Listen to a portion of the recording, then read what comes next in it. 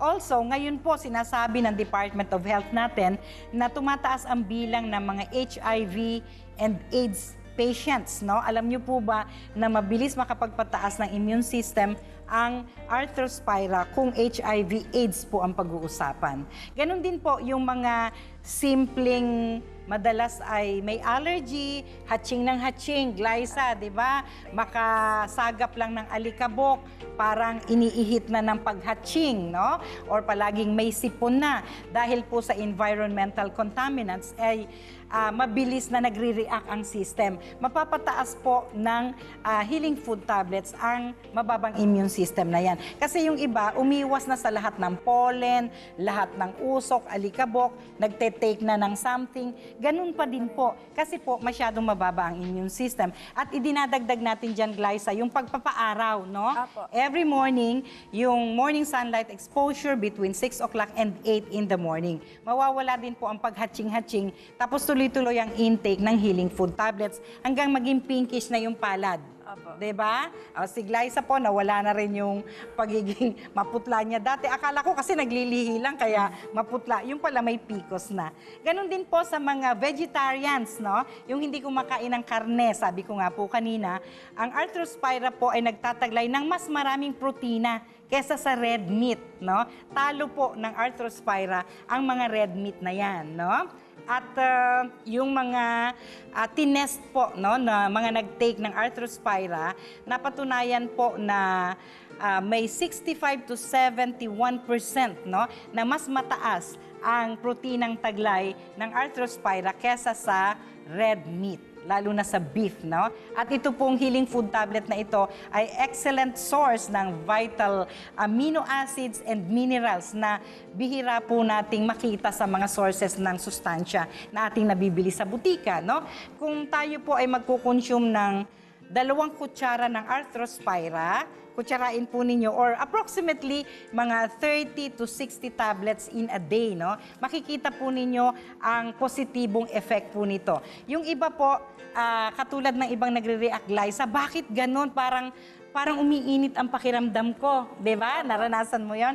Kasi po, parang may sinat nung uminom ng Arthrospira. Kasi po, pinatataas ng healing food tablets na yan ang metabolismo ng pasyente na nagtitake, kaya yung body temperature niya ay tumataas. Kaya sasabayan po ng pag-inom ng maraming tubig, no? Also, ang pag-inom ng maraming tubig, mga kapatid, kasabay po ng pag-inom ng regular ng Arthrospira, ay naglalayon po yun na ma-distribute ng mabuti, mas maayos yung mga sustansya na taglay ng Arthrospira para ma-consume ng katawan. Pag kulang po sa tubig, no, ay mas natatagalan po na ma-absorb ng system natin ang mga sustansya.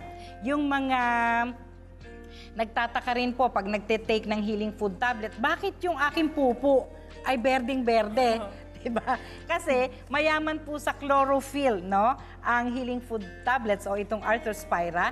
Tapos, ang mga pasyenteng maraming gas sa kanilang colon ay nagagawa pong ayusin ng Arthrospira, kaya lalong mas umiitim yung kanilang dumi kasi nag-flushing po kayo ng mga gas, no, sa inyong pagdumi dahil po sa taglay na chlorophyll mula sa Arthrospira. Ano pa yung karaniwang nararanasan, no? Yung mga, bakit nangangati? Bakit uminom mo ako ng healing food tablet? Parang makati yung balat ko or naglabasan yung pimples ko. Temporary lang po yan kapag nag-undergo ng detoxification sa inyong colon, no? May nararamdaman pong ganon. Tapos sasabayan nyo po ng hydrating diet yan, no? Again, ang pag-inom ng 1 hanggang 2 basong tubig, oras-oras, ang pag-consume ng masasabaw na pagkain, no?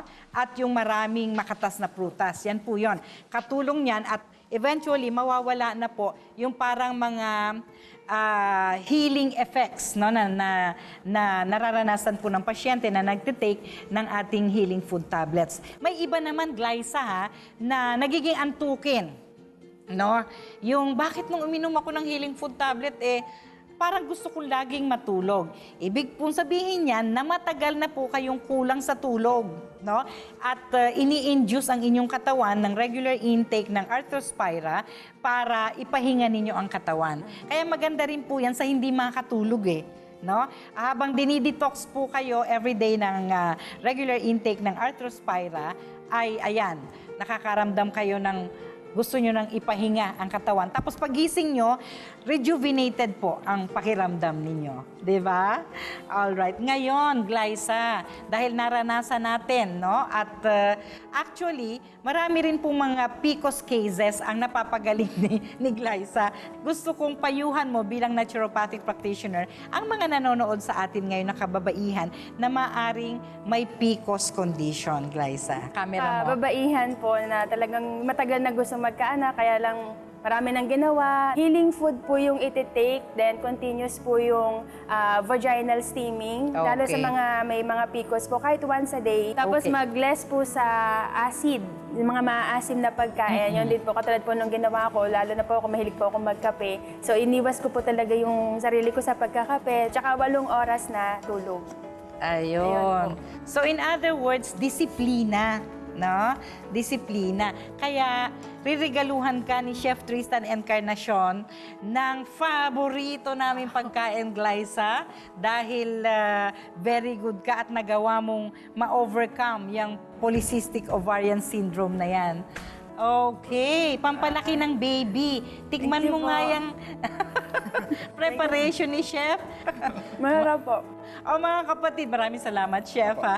Mga kapatid, minsan pa ay napatunayan sa natural na paraan ng paggagamutan na ang polycystic ovarian syndrome ay gumagaling po at maaari magbuntis ang mga kababaihan na may PCOS. Gawin lamang po nating holistic ang approach sa ating paggagamutan. Maraming salamat po. Ako muli ang inyong kapatid sa kalusugan, si Dr. Edinel Calvario, na lagi nagpapaalala, mga kapatid, may hatid na kalusugan ang lunti ang kalikasan. Happy healing morning!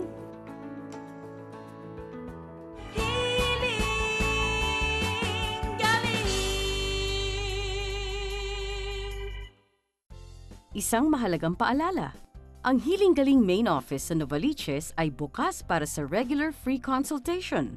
Lunes hanggang Linggo, alas 9 ng umaga hanggang alas 5 ng hapon.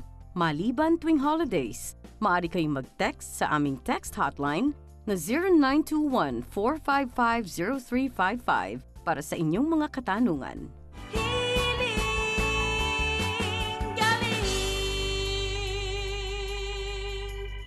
Naku mga kapatid, ito pong si Keisha, no?